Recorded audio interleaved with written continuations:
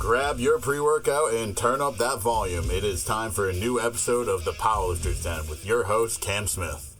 What's up, Powerlifter's Den family? Want to rep the podcast and look good while doing it? Check out my official merch store at plden.company.site. We've got tees, hoodies, beanies, hats, and more, and gear that'll keep you motivated in and out of the gym. Every purchase helps support me and the podcast and keeps the den growing strong. So whether you're hitting a heavy squat session or just lounging in style, we've got you covered. Head to plden.company.site and grab your merch today. Listen, I don't have a beard. I've got this glorious mustache. But even this stash deserves elite care. That's where Wicked Wolf Beard Co. comes into play. Their oils and balms keep the face fuzz fresh, soft, and ready for action. No crusty cowboy nonsense here. It smells great, feels great, and makes me look more like I lift heavy things. Beard, mustache, or something in between, Wicked Wolf's got your mug covered. Wicked Wolf Beard Co. Respect the stash. Head on over to Wicked Wolf Beard Co. and use code PLDEN for 25% off your order. Shout out to my guy Bear over at Summit Performance Therapy, the only person I trust to scrape me, needle me, and massage me, and fix my squat at the same time. If your joints sound like microwave popcorn, or you've been limping since Tuesday's deadlifts, Bear's your guy. He knows lifters, he is a lifter, and he's got magic hands, dry needles, and a deep understanding of how to not let your body fall apart. Book a session and tell him the PL Den sent you. Summit Performance Therapy. Reach your summit. Powered by Bear. Literally.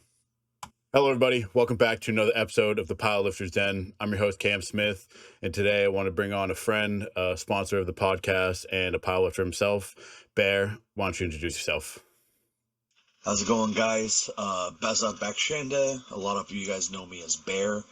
I am the owner and operator of Summit Performance Therapy, pretty mediocre multiply powerlifter, and all-around good time guy. Yeah, so I think we're in for an interesting episode because you're a man of many hats. You're someone who likes to kind of hone in on a bunch of skills, and it kind of all has some sort of connection and kind of goes back to powerlifting in some way. So kind of before we get into that, I know you had a previous career and kind of experience in strongman. So let's talk about that. Yeah, I just like a lot of people who started out doing strongman, my infatuation for it came up watching World's Strongest Man growing up around Christmas time. I'm not one of those guys that's like, crazy about sports or watches things a lot.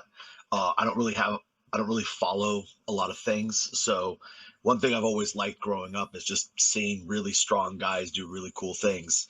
And so growing up and watching that, I never really knew how to get to that point, but I just knew I wanted to get big and get strong. And so I started lifting weights when I was like 12 years old, not following like a periodization plan or anything like that, just lifting weights with it was my mom's coworker. He had two boys that did football and wrestling and hockey, and so they just had like a garage gym, and my mom would have him pick me up, and I would go train with them in their house, and then I would go with them to like wrestling practice, even though I knew nothing about wrestling, and I got knotted up and tied up like a balloon animal a bunch of times by like kids half my size.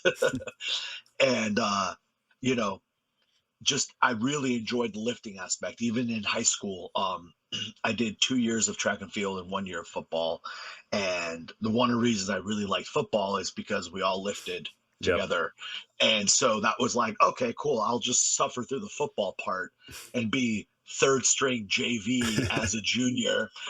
I'm like, I know my skill was crap, and I was, I just lost a bunch of weight, so I was like really unconditioned. And but all I cared about was like, all right, at least I could get into the gym and do work. And I worked my ass off in high school. And then I did track and field.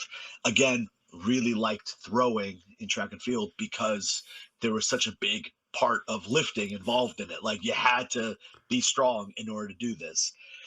Technique obviously was more important, but for, a young kid, you're like, oh, I need to throw harder, I better go bench. Like that'll definitely get my throws further out there. And then when I was about 20 years old, I um, I met this guy at a gym, and he was like, "Hey, you should think about doing strongman." And I thought strongman was world's strongest man. I didn't know there was an amateur. I didn't know there was like hierarchy in kind of earning your way to world's strongest man. I Yeah. just thought these guys were the strongest people around. They got invited to the show. I didn't realize strongman in itself was a sport. So I found a gym that was close to me, started training there on Saturdays for strongman Saturdays, and then just jumped right in and started competing. And then sadly in 2015, I blew out my back doing like a fundraiser, kind of like charity event. Um, and I was told I'd never like lift weights again. I was told that, you know, you have to get surgery, you have to do all this. And I was in school for exercise science and kinesiology at the time in college, and I said, no, I don't know anybody that has ever had their back cut open and came back from it, you know. And I've had a few friends in strongman and other strength sports who have had back surgery and they were miserable forever. And so I said, you know what? Because nothing's really torn off the bone, like my right spinal rector was frayed, the in the muscle belly, the fibers literally just parted. And then my right QL is still about like 3/4 of the way torn through the muscle belly. So I don't really have much of a right QL, which is the reason why my deadlift just blows so hard. I have neurological, you know, problems, but truth of the matter is I knew I was never going to be like one of the greatest powerlifters out there. You know, there's a reason why the greats of the greats, they come very few in history, but doesn't mean that I shouldn't still do the thing I love. You know, if everybody was a great, then there wouldn't be greats. There still needs to be like the other 99% of people who make the sport the sport. So I just jumped into powerlifting once I rehabbed myself. You know, proved all the doctors and surgeons wrong. You know, and I knew I still wanted to lift weights, and I started talking to my friend Barzine and my other friend Scott Sutherland. Barzine is out in Illinois in like the Chicago suburb area, and Scott Sutherland is in the Twin Cities area. And you know, they both kind of convinced me to get into gear because at least that compression will kind of like get you through your pain. And so in 2020, I jumped into gear. I signed up with Clint Darden as my coach 1 week before the COVID shutdown. And so my first year or two, my first 2 years in powerlifting was essentially alone in my garage, learning how to do everything through videos and, you know, asking friends who were better than me all over America and internationally too, just messaging and emailing, sending videos and saying, "Hey, I can't figure this out." I was still low bar squatting in gear, and I literally kept falling out of my monolift, and I was like, "Fuck, I can't figure this out." And then one of my buddies was just watching my videos, and he was like, "Hey, are you low bar squatting?" And I was like, "Yeah." And he's like, "Yeah, you can't do that in gear." And then I was like, "Oh," like again, never knew that. And so yeah, I feel like I've come a long way from having to like piece a lot of these things together myself, and now being part of you know, Evolve and Covenant Conjugate, and surrounding myself with such amazing lifters all around the country.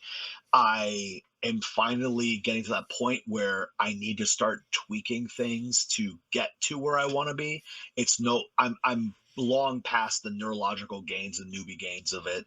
And now it's like for the past year, I've really had to work to get every little bit of progress. And yeah, it's been very different. I have been lifting weights for a very long time. My body is broken. I don't know how much longer I'm going to be able to do this, but I do have goals I would like to hit before I walk away. So I'm just going to see how hard I can push myself for the next couple of years to see if I could, you know, hit 1,100 pounds on the squat. Clint Darden told me from the very beginning, working with me, he always thought my max squat was going to be around 1,080 or 1,085. So I said, all right, 1,100 it is. Yeah. So I, And then anything after that's just, you know, icing for yeah. me. So I guess we kind of, before we kind of dive into a bit about your kind of plan of attack and upcoming goals, I just want to know what kind of made you fully commit to powerlifting after your 2015 injury. Um, Truth be told, it was the only option I had. I was doing powerlifting before my injury as a raw lifter, kind of in between like strongman seasons. The competition season for strongman is mainly in the summer and fall. And I wasn't good enough to go to like the Arnold and stuff like that, so I never had to worry about um oh, I got to prep for this big meet like OSG or the Olympia or anything like that. I was just doing the local shows. But I knew I wanted to keep pushing myself, but every time I max efforted my squat, it I could barely walk for like 2 weeks. I was just dragging my right leg. And once I started getting into the equipment and really learned how to be a technician in my equipment, really learn how to use my equipment. That was something that Nick Saronis in the Baltimore area, he was a big proponent of that. Where I don't really believe in like the, oh, get more weight on there, it'll make it touch. Yes, that is a thing that will happen most of the time, but Barzine and Nick and Scott Sutherland and Clint Darden were all about reps, like 30, 40 reps in a shirt with like two plates. Yeah. And I got to the point where I could eventually touch in like a two-ply overkill with two plates and on a tight overkill because I just learned how to use the shirt.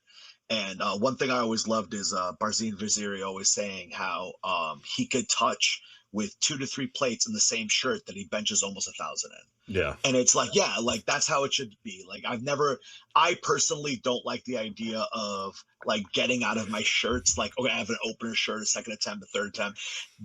I'm a neurotic mess as it is on meet day. That's way too many variables. Let me just figure out how to jack the living shit out of this and also choke myself out with it. Like, okay, what can I do just putting it on? What can I do with it like literally touching my nipples? Let's figure it out. How badly can I squeeze my triceps to get this 2 pound PR? Yeah. You know? And as far as the injury, obviously, it's something that many powerlifters, strongmen, anyone in strength sports goes through. And some people, it may take longer than others. Others can kind of just live with it. So for you, was it harder for you mentally or physically to get through this? I think it was harder mentally. Physically, it was literally torture. The only way that I knew how to fix myself was through movement.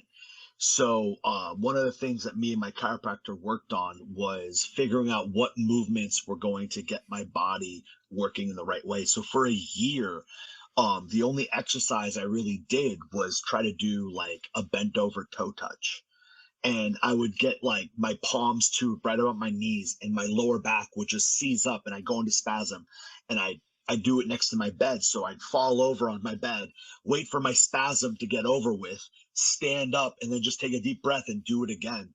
And I did that. I want to say it was about a year before I was able to touch my toes and stand up, and there was no pain. Mm-hmm. And so that was tough because all I wanted to do was get into the gym. All I wanted to do was lift weights. Um, and my you know, sleeping hurt, standing hurt, sitting hurt. I was in school full time at the time of the injury, so like I would have to leave my house super early because I knew walking from my car to the class took almost an hour, because just me getting out of the car took 20 minutes. Yeah. And then it was a very, very slow walk to get to where I was going. And so mentally, I felt like, oh, I'm fucking done at 25 years old. Like, done. Like 24 years old. Yeah, like no more lifting for me ever again. And then every time I would make a little bit of progress with my toe touches, I'd be like, yeah, fuck yeah. Like I'm doing it. And then but the number one thing, and I say this a lot to my clients right now, was I knew I wanted to be either as close as I could to pain free or completely pain free before I started loading my spine again Mm-hmm. with weight. And I say this to my clients because I work on a lot of athletes in my practice. And I always say, they come in and they want to be better yesterday. Like, hey, so and so happened. I need to get back to the gym. I got squats tonight, or I got, complex tonight. And I say, hey, can you like lie down without pain? And they said no. And I'm like, can you stand up and do your dishes for 30 minutes without pain? No. Can you have sex with your partner tonight without pain? No. Then why the fuck are we talking about the gym? You know what I mean? Yeah. Like we got to slow down a little bit. I know you're gung ho. I know you have goals and ambition, but like if you can't do life shit, why the fuck are we talking about ambition in the gym?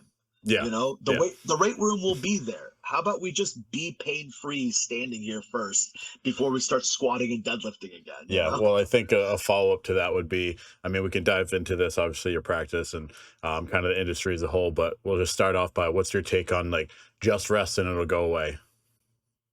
Not a fan. And I see it constantly in my practice. People coming in and they're like, yeah, this happened like 3 months ago and it hasn't gone away. And I go, what made you think it was going to go away on its own? And they go, I don't know. I was just resting it. And I'm like, okay, like there's resting and then there's not doing anything to actually make yourself better. Like you're not doing any mobility work. You're not doing any hands-on body work. You're not doing any I believe the mental practice is just as important as the physical practice. Are you doing your meditations? Are you doing your breath work? Are you actually sitting with yourself and feeling your body and knowing, okay, this doesn't feel right? Like I know that after my hips got messed up and my lower back got messed up, I don't sit the same way I did before 2025 or 2015. It's going to be, so this July, next month is going to be 10 years of my back injury. And like, I don't sit the same. I lean to one side rather than sit directly because my hips are always messed up. They're always going to be messed up. And so I have to set up differently. And a lot of people would be like, oh, you got like your right leg is out a little bit more. I'm like, yeah, I know that hip. If I move it in, it doesn't work. It has to be out there. And I know like our friend John Rupo, who owns Evolve, he's the same way. He's got a bum labrum. So when he sets up for squats, he's not dead center on the bar. He's just a little bit over.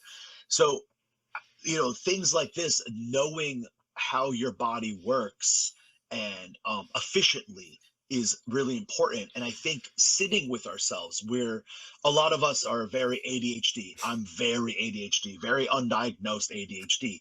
And so we have a hard time sitting with us and ourselves and being present on, okay, how does my body feel? I'm tired, but do I feel broken? Do I feel tweaked? Do I feel like my structure is sitting correctly, or do I have maybe too much of a thoracic extension? Do I have maybe too much of a anterior pelvic tilt? Does my hip feel like it's kind of coming out rather than tracking neutrally? Um, un, I do believe that a lot of us powerlifters really do need to take on a more meditative practice. And it's one of the things I do through my coaching, is work with my clients on, yes, it's strength, but it's also the mental fortitude, very similar to what we talked about earlier. Like mentally, you have to know you got it. If you walk in with any grain of rice of a doubt, it's already, you've already planted that seed. Yeah. Yeah. That And oak is going to grow. yeah. And I think the kind of I'll call it biomechanical proprioception of your own body is something that's often overlooked. And I think something that I learned that so well through wrestling, because you just have to be able to Yeah. create leverages based on your body. That, like, a prime example, like the first person I think of when I think about like equipped lifters and proprioception is like Danny Tanahero. Of just, Danny, he's just an absolute 100%. technician, and his squat doesn't quote unquote fit the bill of like what looks normal. He's a rather more narrow compared to some of these people who are so out wide. And like you said with John, his shoulder's a little off. I'm a little bit off because of my AC joint. Like, you have to learn to adapt to your own body rather than doing what the textbook says is correct. And it's not even textbook. A lot of, like, one of my biggest gripes is just because you can do doesn't mean you could teach. A lot of really, really good athletes, it's okay to just be an athlete. You don't need to become a coach. Yeah. You know what I mean? Like, for fuck's sake, there's too many coaches, me included. I'm sometimes like, why the fuck am I doing this? Um, but I do something very different than other people do. So it kind of makes me feel like, okay, I'm in my own little thing. But like, one thing I've noticed is a lot of athletes only really know how to do things well their way. Hmm. They don't know how to look at someone who does things differently from them and say, okay, this is how I would tweak your approach. Um, Bill Belichick can't do what Tom Brady does, but he could coach Tom Brady to do what Tom Brady does. Yeah. But I would also say I'd be surprised if Tom Brady could coach someone. Tom Brady just seems like someone who's really good at being a quarterback. I don't think he really knows how to teach someone how to be good at being quarterback. And the same thing goes with this. And what you said about wrestling is something I say to a lot of my clients who are parents. Get your kids into gymnastics, get your kids into wrestling. It's okay to be a boy in gymnastics. It's okay to be a girl in wrestling. Like, guys, it's okay. Um, it teaches children how to control their bodies so well. 100%. And every single person I knew that grew up doing gymnastics or wrestling is an amazing athlete in whatever they choose to do. It's just it's fascinating how those two routes will always steer someone to being an amazing athlete. Um, so that's what I think about that. Yeah. So as far as the kind of pain management, recovery, and that whole world, what are some of the common myths you see among lifters and kind of maybe some of the people that practice? Hmm. Heat is always better than ice. That's a truth that I Yeah. believe in. Yep. Ice is great because it numbs, but I truly believe that it's only that effect is only useful if you have like something like a blunt force trauma. Hmm. So if you get hit with something you welt up, yeah, ice it down for the first couple hours. But then you need to get heat on there to promote the blood flow to the area because that's what's actually causing your recovery. Everything we do for recovery is about promoting blood flow. Everything. Manual therapy, that's promoting blood flow. Heat and topicals and using any type of ointment, that's promoting blood flow. Um, Using something like an NSAID reduces inflammation, which promotes blood flow. So if you start thinking, how do I get more blood to this area? You're already on a better track than anybody else is going to be. I'm a big proponent of electric stimulation machines. The one I always recommend is the Power Dot. That used to be its own company, but now it's bought out by Therabody. I recommend the Power Dot Duo. It's a great product. I don't have an affiliate code for you or anything like that. I just like it a lot. Get yourself a good vibration tool. So whether it's like a Hypervolt Theragun, or I really like Hyperice. They make a lot of really great like spheres and like kind of rollers that all vibrate. And vibration has been proven to promote a lot of blood flow. It's been proven to actually especially when you're doing cross fiber vibration, it's been proven to actually line up the fibers in your muscles so that blood flow is optimal. And vibration also works on your neurological system on getting more motor units firing in your muscles as well. So, like, yeah, people should be using vibration tools way more often. Um, For the gym, of Foam course. roller, yeah, absolutely. Yeah, absolutely. In regards to recovery, I mean, it's good for blood flow, but in regards to recovery, way more vibration tools. I'm also a big proponent of like compression boots. Anything that's going to be moved, like pushing blood towards or away from I your heart. just put my space pants back in my bag right before this episode. So Yeah, those things no, are awesome. they're wonderful. I have a little like recovery section. My couch side table is basically just covered in massage guns and creams and rollers and like if I'm sitting on the couch watching TV with my wife, I am doing something to promote recovery. My boots are on my legs. I'm reclined on my couch. I'm using a massage gun on my chest. On my back, I've got my electric stimulation modules.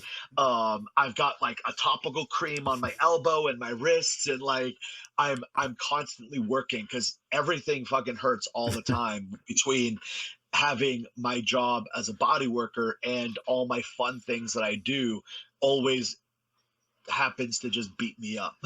Yeah, and I guess more into the industry as a whole. I know there's some people, there's tons of people, to be honest, that are basically scam artists selling you snake oil and stuff. So, Yeah. what's kind of maybe the most common things you see, and some of the biggest things to look out for if someone's maybe looking for someone for body work or something, where it's like maybe don't go to this guy or girl. That's a really good question, actually. So I don't know how to answer that because I feel like the biggest problem I have with people in the specifically the like recovery slash like body work industry is wow, that's a really hard question to answer. So okay, a lot of people, here's a good one. I got a good one. Okay. Just because they have a big following on social media doesn't know that they're good at what they do. Hmm. That's a big one. I work for myself. I have my own business. I post a lot of stuff on my social media, but it's not very often that I post. So the algorithm for my business Instagram, Summit Performance Therapy, it's garbage. Like I get like 100 views per post. But I'm busy working, you Yeah. know? I don't have a marketing team that works with me. I don't have a secretary. I don't have a receptionist. I don't have another massage therapist that can like, so I have very few clients that I am willing to ask if they're okay with me recording them and putting them. And I try my hardest not to put anybody's faces. Some people I do because their reactions are good, but usually I try to just focus on the body that I'm working on. And also, um, I try not to do that weird thing that social media is doing with like massage therapy and chiropractics and getting someone half naked on my table just to put their ass in the camera. I look, I get it, like ass and tits sells, but that's just not my vibe. I you come to my place, I'm the hat I put on when I'm at work is a very professional hat. I try my hardest to keep my place a safe space for people to make them feel safe because there are a lot of people who have been sexually assaulted going to a massage therapist. And I take great pride in knowing that I have a big chunk of my clientele that are part of that demographic that now have someone that they can trust. So I don't want to like show my space as a place where like your ass is gonna be hanging out and I'm gonna be like rubbing your boobs and for the gram. Like I'm just not about that. So going back to what I was saying about like the following thing, I've had a client of mine. I'm not gonna drop any names, but it's someone in our scene who, you know, this July it'll be 7 years I've been in business, who's known that I do this for a long time. And he finally came and saw me and he was blown away by how good I was. And I know this sounds like a humble brag, but I swear it's going somewhere. He got off the table and he was like, dude, you're amazing. I'm like, oh, well, thank you. Like, I appreciate your trust and you coming out and trying me out. And he goes, yeah, I just, you know, I'm so bummed that I didn't try you out sooner. And I go, well, let me ask you something. What made you not want to try me out? Is it like the fact that we know each other? Is the fact that I'm a guy? Like, these are all really good data points to know as a business owner. And his answer was like, oh, you just don't have a lot of followers on Instagram. So I didn't think you were that good. Yeah. And I was like, yeah, I don't have a lot of followers because I'm busy working, dude. I have almost a full schedule and like I work 6 days a week. Like, sorry, I don't pull out the selfie stick to show me rubbing your biceps. Yeah. Um, so yeah, I'm trying to get better with the marketing aspect of the business, but at the same time, I do charge a premium for what I do because I am a specialist. And I want to make sure that my clients are getting their money's worth for their time that they're on my table. I don't want to be the guy who's like, oh, give me 5 minutes. I'll set up this, tripod. So I have a funny clown video for Instagram. You know what I mean? Yeah, and I mean, I can obviously speak from experience. I've seen you a couple of times for my pec injury, and it's helped out. And I mean, it's getting there. It's getting there. It definitely needs some Yeah. work, and I'm gonna try to get there soon. And obviously, this will be a great advertisement for your business as a whole because we can talk about it. Yeah. Thank And you. yeah, and I think, like you said before, like the social media presence does not. It's not your resume. It's just an avenue for marketing.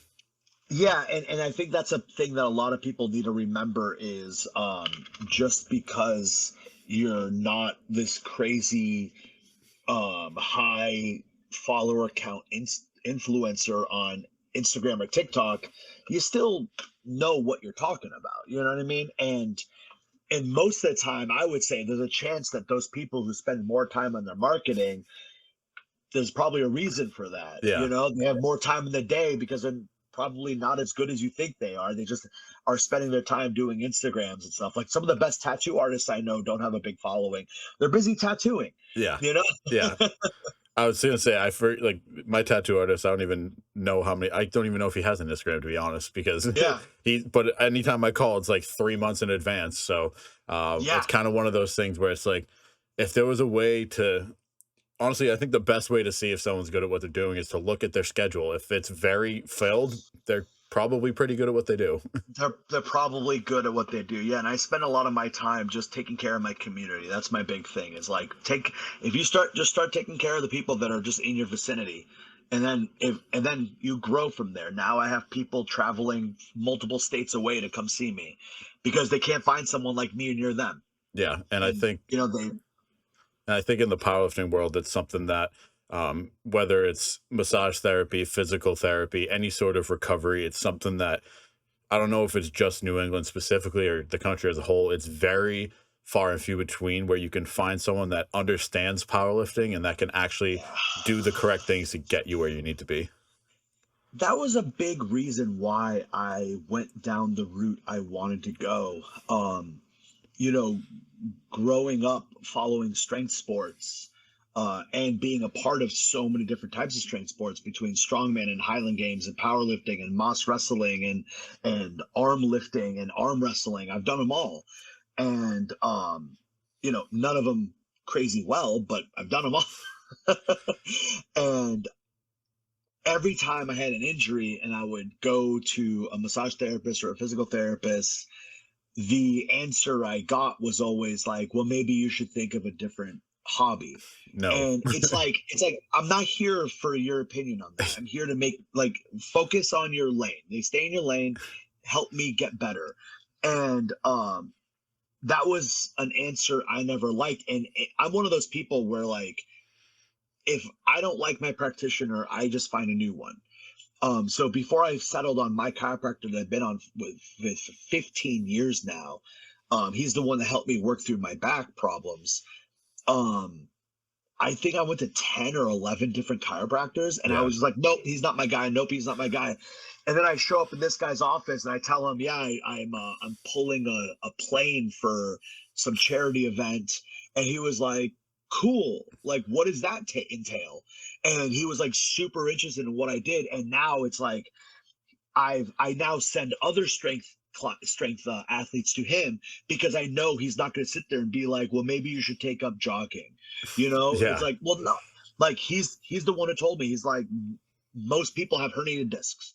Human beings just have herniated and bulging discs. Like it's most people have one or two herniated discs in their back right now, Yep. and it's not Can't. causing any problems. Nope. Like it's just that's just the way that's just what discs fucking do. Most people's backs are way too weak and they have shit posture and it just bulges discs all the time.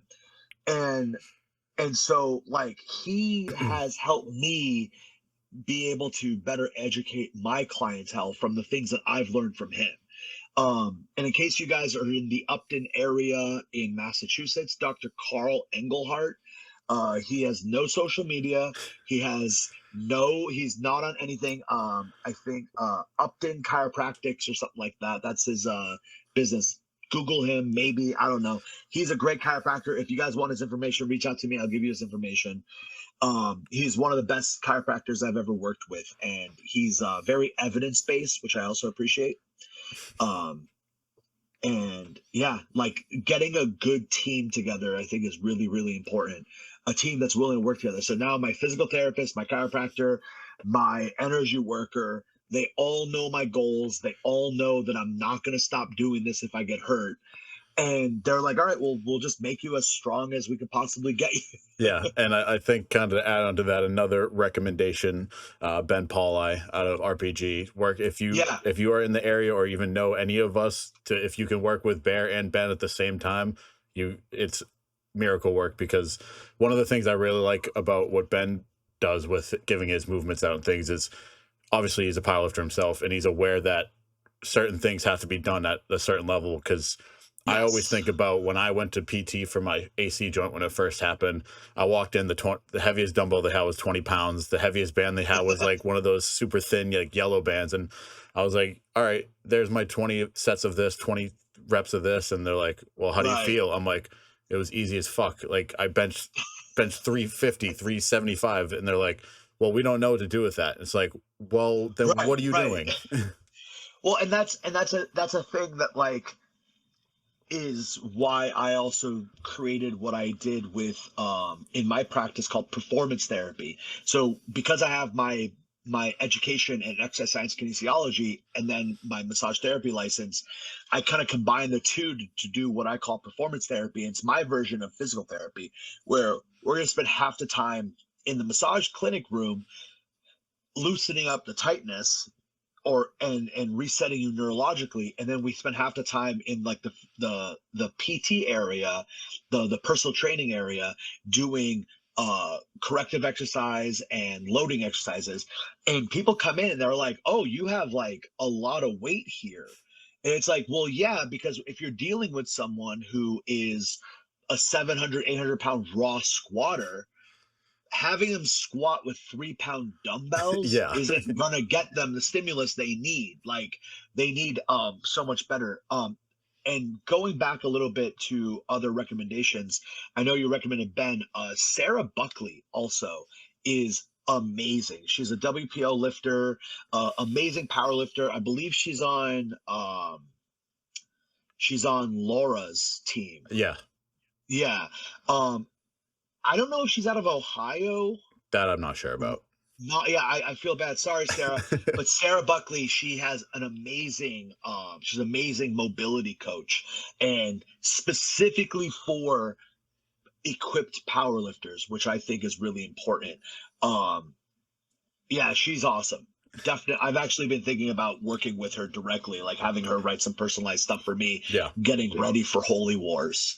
I said, you know what? I might as well start now. So, Sarah, if you're watching this, I might reach out to you soon. Yeah, I think this is a great segue into kind of what's coming up, a little bit about the gear and stuff. But I guess kind of before we move that, kind of touching points on the whole body work as a whole. I know you've worked with some strongmen and you've got to travel across the world. Maybe tell us about one of your Yeah. favorite stories or maybe funniest experiences you've had in this. Oh man. So I've worked World's Strongest Man twice. Um, Amazing experience. I'm so happy I had it. It's a fuck ton of work. It's 10 days of just nonstop Of work. just meat Um, monsters. yeah, you're literally massaging from 8 a.m. to 8 p.m. Every day, except for the days that the actual competition's going on. Those days you're massaging from 6 a.m. to like 10 p.m. Yeah. And so yeah, it's a shit ton of work, but I've made a lot of good connections with them, with the people there, and also a lot of the people who are competing I kind of came up with in my amateur days. So it's also really cool seeing some Rob Kearney Yeah. and we competed back with each other back in the day. Now he's retired after being at Worlds like a bunch of times, and it's just so cool to see stuff like that. But a good story. I don't know. I think I think one of the things that always impressed me was Mark Felix. At his age and his like height, the like his experience level, when I get my hands on him, it's like massaging pudding that's in a Ziploc bag. His muscles are so loose and fluid. He doesn't have a single spot of tightness on his whole body. And you see how giant his traps are. It's like nothing. He's got the most amazing tone I've ever felt. And his training partner is a physio, his physio. So every day that he's in the gym, he's getting body work done. He's training with someone who's making sure his form is perfect, his loading is where it needs to be, his posture's amazing. And it really shows with how long he was in the sport. And I really do believe that a lot of people need to slow down with their ambition, because you're seeing a lot of people hit these great heights really, really fast and then just burn out and you never see them again. And we talked about Danny earlier, but like Danny's one of these people where I'm like, yeah, look at how he's just like evenly progressed. And yes, he's got some setbacks with injuries, but that's just part of the sport. Yeah. Especially when you're lifting the way he's lifting. Like he's just such a different kind of animal. And it's always so great to watch him not only like lift but to compete, because he's so cool, calm, and collected. And I love seeing it. I just love seeing how like stoic he is. He just reminds me so much of Louis Simmons talking about being like the Iron Samurai. Whenever I hear that, I just think about Danny Tanjero. Like he's just such an amazing athlete. But athletes like that, it's really important to see like, yeah, like progress came over time. Just keep your nose down, keep working. Don't worry about getting too strong too fast, because all of those fast gains tend to be the fastest to leave you. Yeah. Too many people are trying to get into way too much drugs too fast, too many plies too fast. Oh, I did this much in a 4-ply, I'll do a 5-ply and I'll get like 1/5 as much more. No, Are you you are probably you maybe are you talking about me? Just had to apply no, to but my oh, you briefs. did. You just got new plies to your briefs. No, but someone like you, like you've worked in those briefs and you've earned your way to get into that extra ply. You know what I mean? Yeah. But like I know people who have been like, I know people who don't even stay a month in a piece of gear, Yeah. and they're like, oh, it's too hard. Get another piece of gear. Oh, it's too this, it's too that, and it's like, well, it wouldn't be hard if you actually spent like more than 4 sessions in it. Yeah, and it's Like, it's funny because I forget who I was having this conversation with, but someone was like, "How long do you think those briefs will last?" I'm like, "Hopefully until I die, because if yeah, I could go the rest of my career without having to buy another piece of equipment, one, it's expensive as fuck, but two, it's like if you can stay in the same gear, or at least if you need to get a replacement, get the exact same thing, and like dude, how it works, you're only going to get more out of it in the future." I worked up to my 950-pound squat in my 2-ply overkills. Like I just learned those briefs, and I was losing weight as I was using them. And luckily, because I know alteration, I have multiple sewing machines. I know how to use them. I was able to bring in my briefs as I was going, but it got to the point. The only reason I got new ones is because you take them in enough, the form just ends up kind of like not working right anymore. Yeah. I actually still have those 2-plies, and I have an old big pair of 3-plies, and I was thinking about maybe just putting them together. Do it. Try it out. See what It just happens. and the thing I'm excited about is these are the old black material from Overkill. Oh, okay. The really stiff ones, not like my new 3-ply briefs. I'm not I even though I tried Rupo's F8s, I still think I like my Overkills better than the F8s. Yeah, I think Yeah. the F8s are like to me it's like a very polarizing brief. You either absolutely love them or you're like, get these thing off of me, because I everyone. don't I think I'm in the middle somewhere. I don't hate them and I don't love them. I just felt like they were like, especially for them being like grid stitched 5-ply, I expected a bit more like resistance in So them. that's what makes me love them so much is there's not that much resistance. That's why I got the Yeah, fifth ply, but you get what I love is the pop out of it and that as way being more pop. explosive athlete, like Rupo is very explosive. I'm Yeah, explosive, and like even Jonah's explosive. So like think about all the people that right. have them, that love them, are very explosive athletes. Whereas I'm the exact opposite. I'm not an explosive lifter, and so I love the fight of the overkills because it's like it's like no, stay in position, just stay in position, just stay in position, and then it's like all right, just squeeze and go. And I think that's what made me kind of fall forward when I tried the F8s is because they really wanted to spring me out of the hole, and I was like, what the fuck's Yeah. happening? Yeah, so obviously you mentioned you brought in the briefs a lot and you've kind of gone through a weight loss journey, and in that journey you've squatted 1,000 pounds twice. So why did the second time mean so much more to you? So my first thousand was 1,001 in March of 24. It was at the Skip Skiba Winter Classic Yep. that Hellbent ran with Mike Skiba and Jenna Skiba. Um, that thousand was something I've been working towards since the very beginning. And I remember my first 950 I hit and I bombed out on bench. And then I went through like a year of just bomb outs where I would either bomb out on squat and go push pull, or I'd like claw through a meet and bomb out on deadlifts when there was only three people left at nationals. And if I just pulled one deadlift, I would have got third place and went to worlds. So that was a real gut punch for me. But that was right after the 2022, 23, 22, 2022 World Strongest Man. So I just worked 10 days straight in hot and sweaty Sacramento and then flew directly to Chicago to compete. So I remember my Clint Darden was my coach back then, and he said, "You're either going to have a great meet or you're going to bomb out." And I just remembered that in my head as I was going, and I'm like, "All right, I got my opener on third attempts on squat. I actually hit a bench PR, and I was like, okay, all I got to do is pull." And it was a really fast meet, and I remember I wanted to drop my opener to like something like 450, and Barzine Vaziri was handling me. He said, "You're not opening with less than 500 pounds." And I really wish he let me go to 450 because the first one I just kind of lost it at the top, just a little bit of a up down, and then every single lift after that, it was like at the knee, my SI joint on my right side with my torn QL was screaming at me the whole time. And yeah, that was really shitty. So that 1,000 pound squat, I've been really clawing at for 5 years, and I had hit it at my all-time lowest I've ever been body weight wise. Believe I weighed in at 370, yeah, 369 or something like that.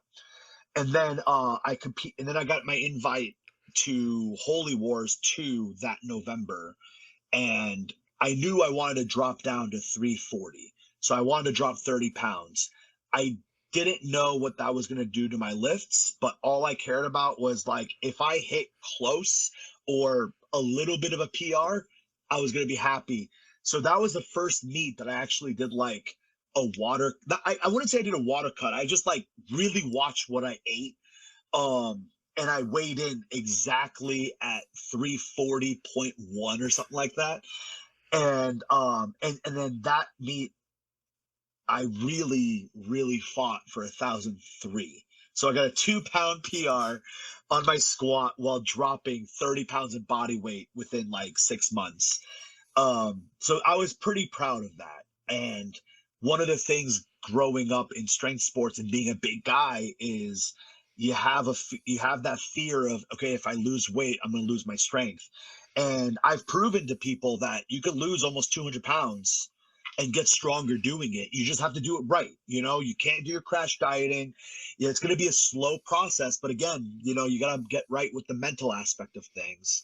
Um, so yeah, that was we wanted something closer to like 2,200 pound total. It was like 21,650 60 or something like that, 2116 maybe. I don't know. It wasn't a very good total. But for me, I'm always comparing myself to my last meet. So as long as the total goes up and my body weight keeps going down, I'm pretty stoked about that. Yeah. So with losing weight while getting stronger, what's kind of one of the maybe some of the more important things that kind of help you break through that ceiling? Obviously, the big one is not just like crash dieting and just dropping a shit ton of weight, but Yeah. Um, don't believe in like the whole like carbs are your enemy thing. You need carbs. Your brain runs on it. Your muscles store it. That's how your muscles get bigger and stronger. You need carbohydrates. And so one thing I did was number one, work with a nutritionist or a dietitian that's smarter than you. Like I understand nutrition. I have a pretty I believe I've got a certificate somewhere that says I'm a nutritionist. But nobody wants nutrition advice from someone who looks like me. You know what I mean? It's one of the reasons I stopped personal training is because people show up for personal training and I'm like this fucking fat guy with man boobs. And they're like, you're going to show me how to get leaner and stronger. And I'm like, yeah, I know how to do it. It's just hard. yeah, And I do as don't I want to say, do not as I'm told, it. or do as yeah, Yeah. do as I say, not as I do. And like, also I do realize I'm a strength athlete. I'm sure if I, retired tomorrow and really started attacking my nutrition in a very clean way and change up my training, I'd look a lot better than I do now. But right now, my concentration has become a very light super heavy or a heavy 308, and like just learn how to be as strong as you can. Maybe even like make my way to like 280 or something, and just let's see how strong I can get at 280. Because there's people who squat 1,100 pounds at 280. You know what I mean? That's what I'm. Yeah, Like, hopefully, hopefully in the next couple of years. yeah, exactly. So, really don't worry about losing a lot of weight a lot really fast. Working with a nutritionist helped a lot. um Understanding what your like food triggers are. I know a lot of people don't like the word trigger, but it's the only word I could think of that is appropriate for what I'm trying to say. Like, I'm a food addict. You don't get to be as big as I got at 520 pounds without being addicted to food. Like, it's not, oh yeah, I enjoy eating too. No, no, no. Like, I want to celebrate everything with food. If I'm happy, I want to eat. If I'm sad, I want to eat. If I'm bored, I want to eat. Like, everything revolves around what can I do to satiate this. Um and so I had to understand that food is an emotional response for me. And I had to be very aware of that. And there's a lot of times where I mean, it's going to sound soft as shit, but I really don't care about what people think about me. But I'll be grocery shopping and I'll have like silent tears running down my eyes because I've been working all day. I didn't really eat a lot while I was at work. I'm starving. I need to go grocery shopping. And I'm walking by like all the hostess and the zebra cakes and that little fat kid inside me is like, grab a box and eat them all on the way home. Yeah, You know what I mean? Like what I would do for some fried chicken or some, pizza and it's like, no, you got salad and vegetables and chicken at home because it's 8 p.m. and you don't need fucking all that carbs. yeah, Like I focus on more of a carb timing way of eating. So most of my carbohydrates are in the morning when I first get up and also around my workout. So if it's a day that I'm not working out, I really only have a little bit of carbs throughout the day. And then the rest of the day is just protein and vegetables and fiber. So I think really understanding your relationship with food is super important if you're someone who's trying to lose weight. Now, trying to lose weight and get stronger, again, it's going to be more about portion control, I think. Have what you want to eat, but just be really mindful of how much you're eating. I do better with like kind of medium sized meals less throughout the day. If I have a small meal like 6 times a day, I tend to get hungrier. Whereas if I do like 4 meals a day and they're just a little bit bigger, with the way my work schedule works, it's a little easier for me to fit in that way. I don't have time to like put in a meal 3, 4 times a day while I'm at work. 2 times I have time for. Um, so yeah, that's what I would say. And then just don't worry about like I average about like 1 pound a week. And that means sometimes I'm losing 1 pound a week, sometimes I'm losing 2 pounds, sometimes I'm losing zero. Yeah. And sometimes the weight goes up because my nutritionist says you need a refeed. So go get a pizza Yeah. and have pizza with your wife tonight for dinner. So I'll have 3 slices of pizza and I'll order a garden salad with like a vinaigrette and tuna. So I'll eat that first. And then 20 minutes later, when my body has realized I have a whole salad in me, I'll eat 2 to 3 slices of pizza and I'm good, you know? So that's the way I've kind of worked around what I needed to do. Yeah, and for me, it's I have to kind of think of this on the exact flip side and be able to learn from people who have been able to eat because I got to get to 275 and I'm Yeah. on the opposite aspect of where my relationship with food is I love food, but I cannot tolerate a large volume of food. So I need to start looking into more calorically dense foods and Yeah. being able to figure out the timing of when I can eat the most calories, like when my stomach's like, all right, you're good for 1400 calories right now, go eat it. And then How are you with liquids? I'm all right with liquids. I've been honestly Yeah. one of the biggest things that's helped me get my weight back up to the 260s and kind of chipping up from there is adding in Fairlife and drinking protein shakes because I can't Yeah. drink whey protein, but I can drink Fairlife. So I've been Right. going through like 3 gallons of that a week. So my go-to shake when I was trying to lose weight but get stronger as like a because I used to train at like 7 p.m. So I'd be done training at like 10, 11 o'clock. And then I just had enough time to like just get something in my system and go to bed. And so I would make these like insane shakes with Fairlife milk, the 000 Oikos yogurts. One of those is like 15 grams. I would do 1 scoop of protein. So if you could find some protein that is okay with you, um, and altogether, I think it was like something like 95 grams of protein and like 3 grams of fat and 0 carbs or something like that, or like maybe like 5 grams of carbs. But if you could figure out a way to like make a fuck off shake with like, like fucking ice cream, put ice cream in there, you're trying to get weight, Yeah. get some ice cream, some Fairlife milk, some like high protein Greek yogurt, put it in a fucking blender, shake it up, and just go.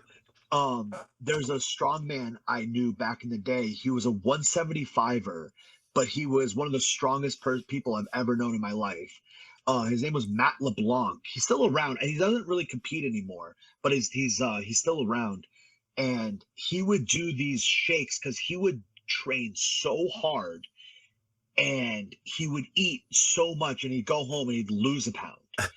And so he would make these shakes with like a gallon of milk, melted ice cream, cookies, like a whole tray of Chips Ahoy cookies, dump them in the blender, like one of the big gallons of ice cream, whole thing in the blender, protein powder, blend it all up, and then put in one of those like iced tea serving jugs, and he would drink that whole thing every day.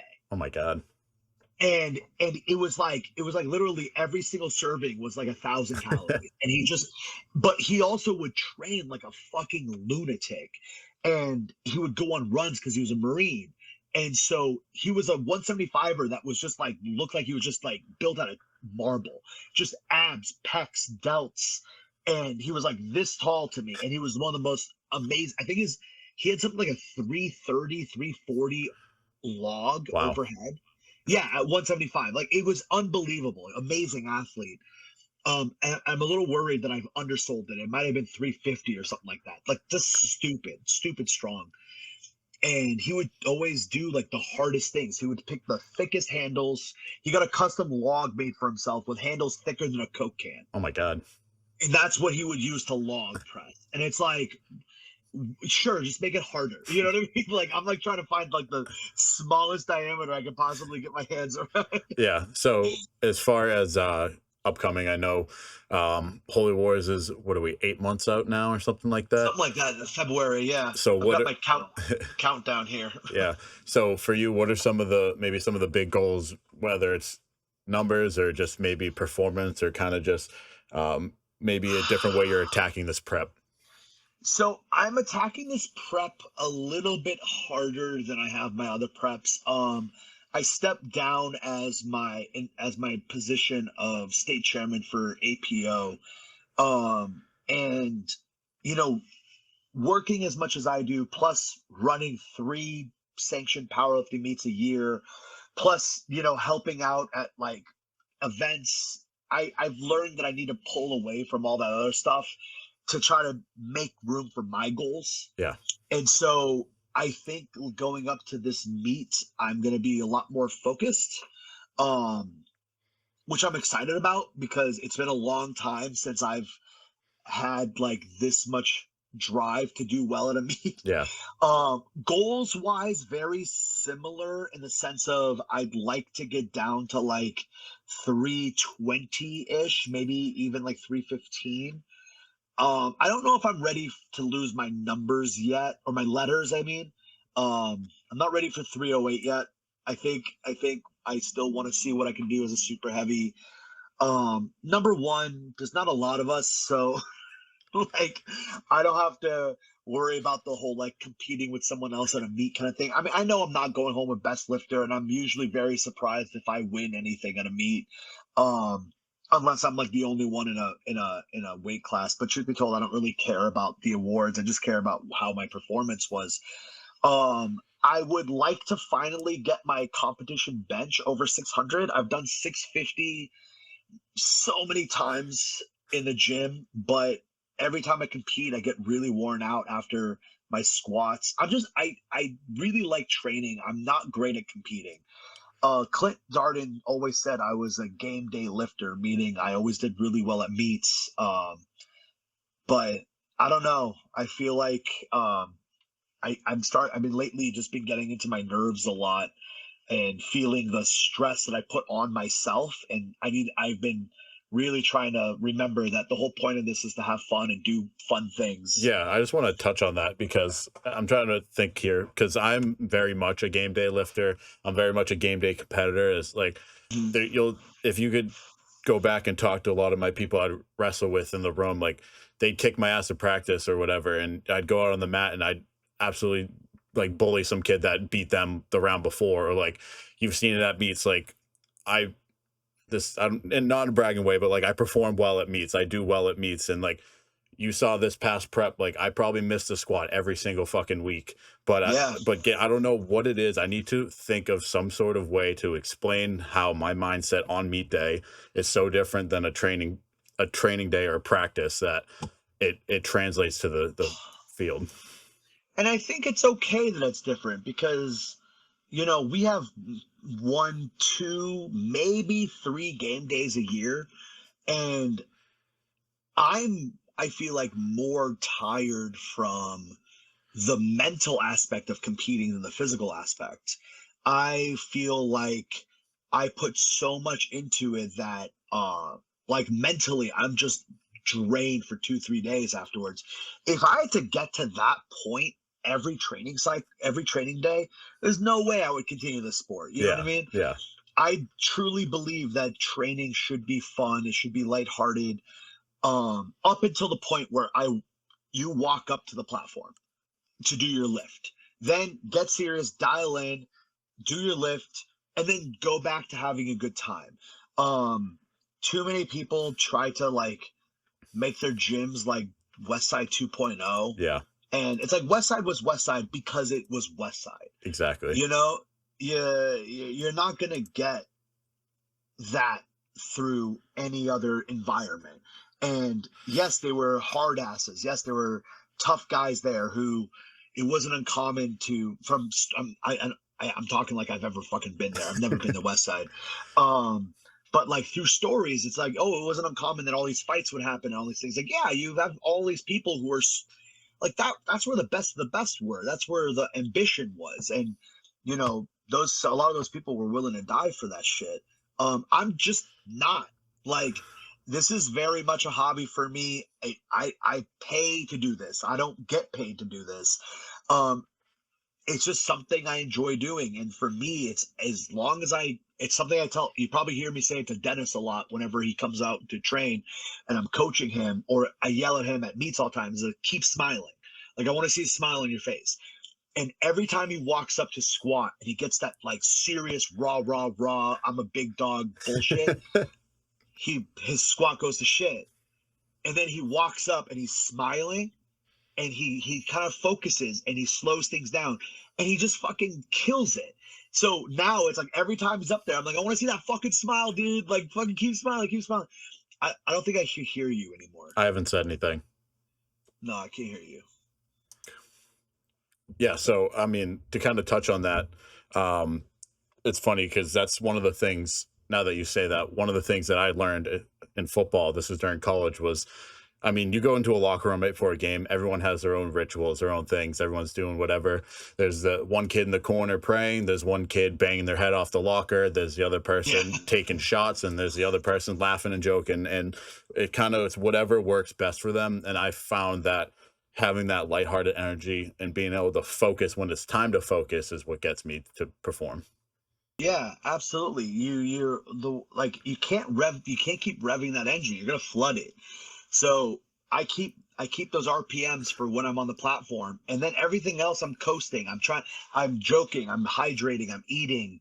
I think it's really important to have a very positive mindset, and positive for everyone's different. Like for me, I like to be alone, but I like to kind of have like a joyful aura Yeah. around me. Um, but at the same time, I don't want to be surrounded by too many people on meet day, because one of the things I feel like is like it's something me and my wife kind of every meet I do, I love her to death. She just tries to help me with everything. And I'm like, I don't need you to hold my belt. You know what I mean? Like I can hold my belt. I don't need you to hold my belt. And but also I feel like that's something more on me, because I always feel like I have to do everything for myself because I don't want to be a burden for anyone else. And so I try to do as much as I can without having anybody else involved. And it ends up me just kind of telling my wife, I don't need you right now. I'm good. Thank you. Thank you. And then at the end, I'm like, I'm sorry I yelled at you, honey. Like Yeah. And I think you can still hear me, right? I lost you again. Why is it doing this? Yeah, and I mean, for me, it's the same thing. Like, you kind of want to be alone at some points in the meet. Like, I mean, especially after a miss, you're like, all right, leave me alone for a few minutes. But at the end of Yeah. the day, like, you're there with your friends and you want to have fun.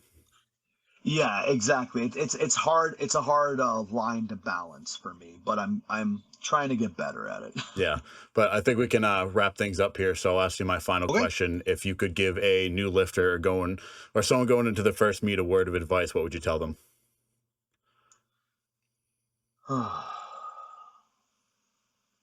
You know, you wrote this on the questionnaire, and I totally forgot what I wrote.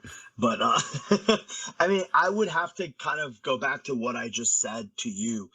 Just have fun. Remember, we choose to do this. No one is making us do this. So when I see people get all pissed off and throw their belt across the gym, and it's like, you don't have to be here, man.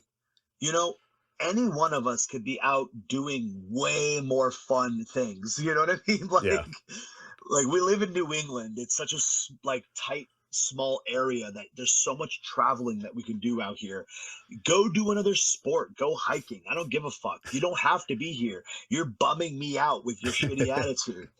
And so one thing I try my hardest to do is like leave everything at the gym door. hmm, Walk in and be like, all right, I'm just gonna focus on this right now, the best I can. Obviously, that's hard to do sometimes, but for the next couple hours, I'm gonna do my best to focus on bettering myself, helping my friends better themselves, and watch people fucking hit their goals. That's my favorite thing about powerlifting, is getting to watch people who have done a 10 to 15 week prep finally hit these numbers that they've been working on. It's the best part of the sport. Just seeing work kind of bloom out of this compost and fertilizer that you've been putting into it for 10 weeks. um yeah, it's just I'm just like, be here for a good time, yeah, for sure, and I just, totally just agree. have fun. Yeah, and I think being able to share the moments with others is kind of goes hand in hand with the have fun. Don't have your own fun. Celebrate with others on the platform. Yeah, one of the things I really look forward to when I'm running meets is seeing just off platform the group of uh, support for that one lifter, and the arms shooting up with the cheers and the group hugs and everybody piling in. And it's, especially when it comes to multiply, yes, it's a solo sport, but it really is a team sport. You really have to trust the people around you, trust that they know what they're looking for, trust that they'll take care of you when it comes to like helping you with your shirt and your wraps and everything. Trust that they're going to call you at proper depth. Trust that they're not actually touching the bar and helping you. It is all you. Because people love to say, it was all you, man. No, dude, you're touching the bar. Like, even a little touch is going to give me something. And I will say, another plug for Evolve. We've got such a great supportive crew. And then the other thing I love about our crew is, um, I call all the young kids the little ones. The little ones are all so eager to learn. They're all so eager to get better. When Brittany comes out to rap you or John or something, a lot of you guys will actually watch what she's doing so you can learn to be a better rapper.